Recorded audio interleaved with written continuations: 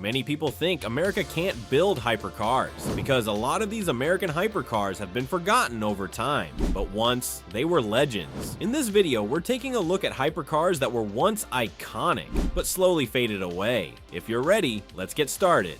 Number 13, Devon GTX. Most people don't even know the name Devon Works, but in 2009, this company introduced the Devon GTX. The car was inspired by the Dodge Viper, but it was engineered to be something even better, with serious effort put in by skilled engineers. It used a front mid-mounted V10 taken from the Viper SRT10, tuned to produce 650 horsepower, and paired with a 6-speed manual transmission. The body was built camel carbon fiber, and combined with a custom suspension setup, the interior was kept very minimal because this car had one purpose: to be fast. The Devon GTX could go from 0 to 60 miles per hour in around 3.4 seconds, which made it seriously quick. Top speed was claimed to be about 200 miles per hour, faster than most cars at the time. But then the company ran out of money, and due to the financial crisis, the project ended before it ever reached full production.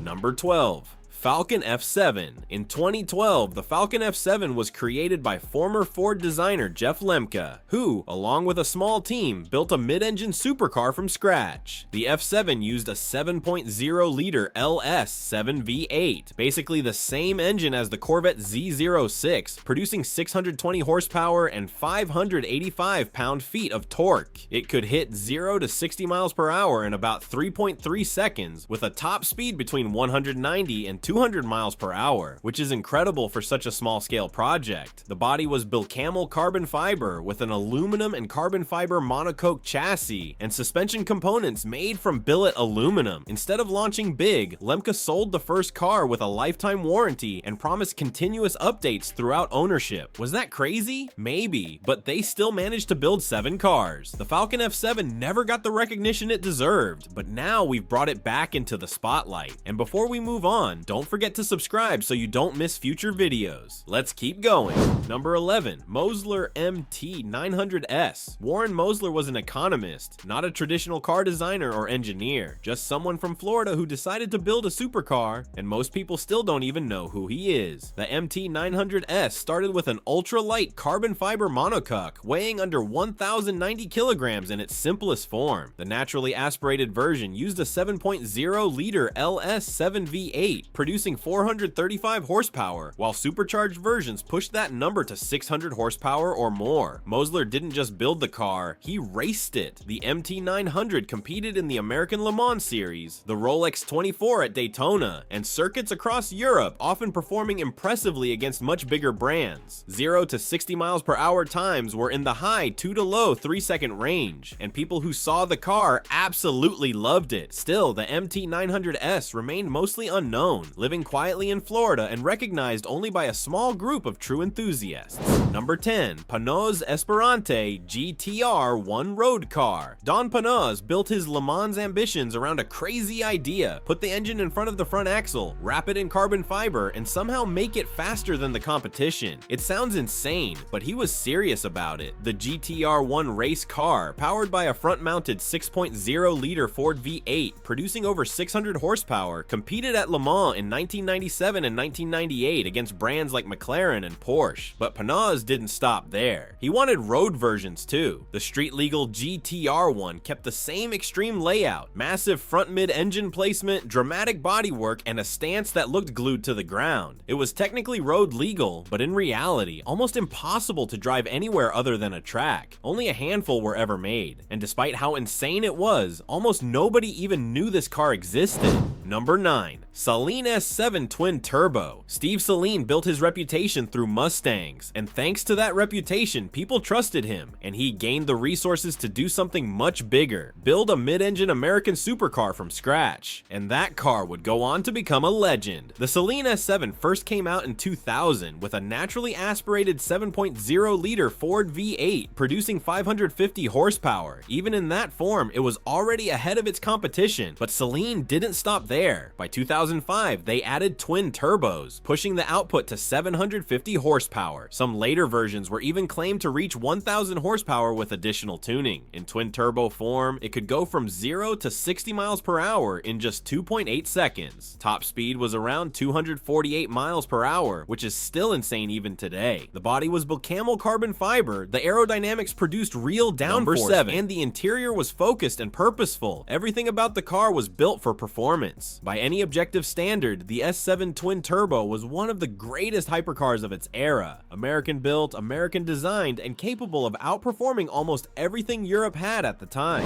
Number 8, SSC Ultimate Aero TT Jared Shelby. No relation to Carroll Shelby, founded SSC North America in Washington with one goal: to build the fastest production car in the world. And believe it or not, he actually did it. There were no hybrid systems, no complex computer-managed drivetrains, just raw engineering. A 6.2-liter twin-turbo V8 produced 1,183 horsepower, launching the car from 0 to 60 miles per hour in about 2.7 seconds. In 2007, the Ultimate Aero TT reached a top speed of 256.14 miles per hour, officially taking the world record from the Bugatti Veyron. The results were confirmed by Guinness World Records on October 9th, 2007. SSC became one of the very few manufacturers in history to hold that title. Unfortunately, only 24 units were ever produced. Number 7, Vector W8. A lot of people know what this car looks like, but very few know just how fast it really was. Jerry Wiegert came up with the idea of an American fighter jet-inspired supercar back in the early 1970s. Number 5. It took nearly 20 years to finally bring it to life, and when it arrived, it looked like nothing else on the road, like something designed by Lockheed and somehow escaped into the civilian world. Carbon and Kevlar body, twin turbos, pure insanity. The engine featured twin intercooled Garrett turbochargers, producing 625 horsepower and 649 pound-feet of torque,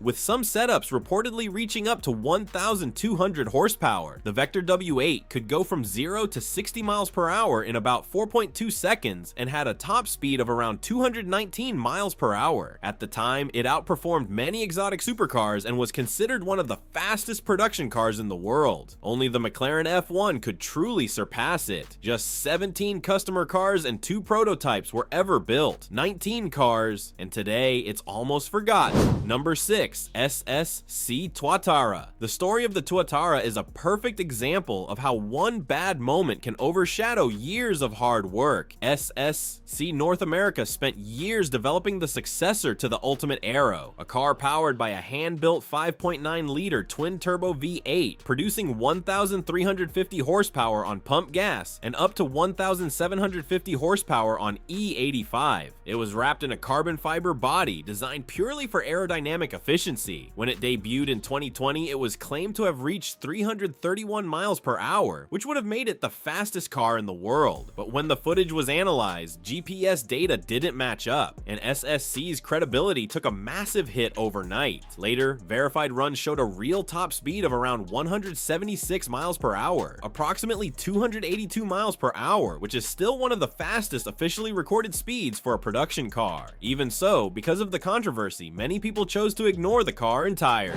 Number 5, Hennessey Venom F5. Even though this is one of the newest cars on this list, it was forgotten way too quickly. Built by John Hennessey, this is probably the most technically ambitious car he's ever created. At its heart is a 6.6-liter twin-turbo V8, fully developed in-house at Hennessey's facility in Texas, producing an insane 1,817 horsepower on pump gas. The goal? 311 miles per hour. It uses a custom carbon monocoque with active aerodynamics, generating serious downforce without compromising top speed, which is a very difficult balance to achieve. 0 to 60 miles per hour comes in under 3 seconds. Only 24 units were built, each costing over $2.1 million.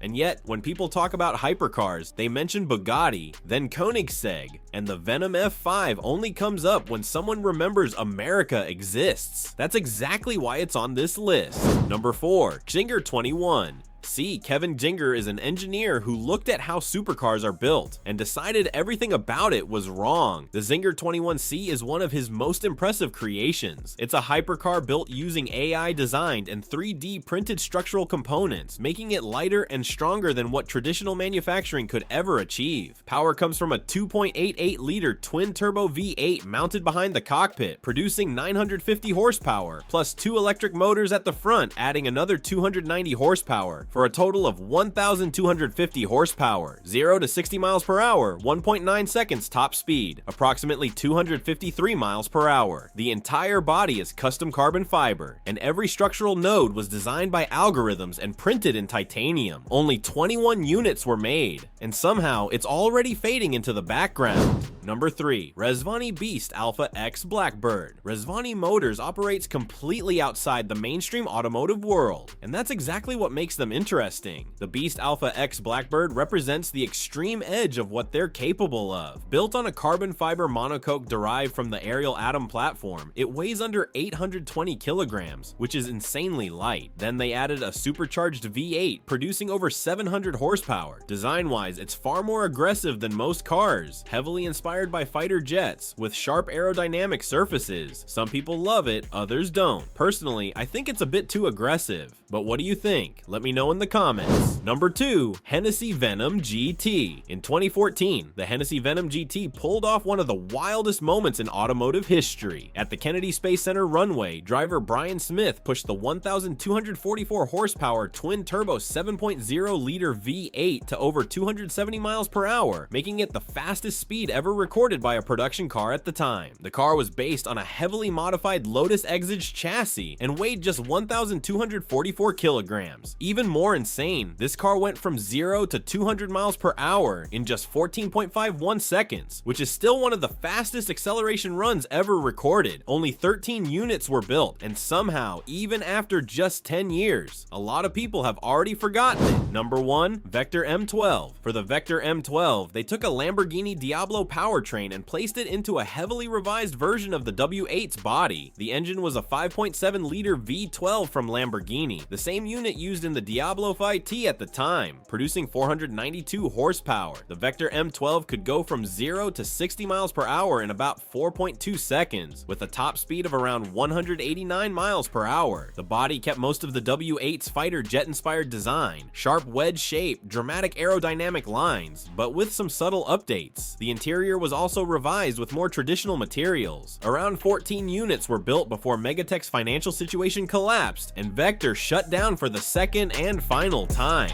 If you think there's another American hypercar that should have been in this video, make sure to drop it in the comments. See you in the next one.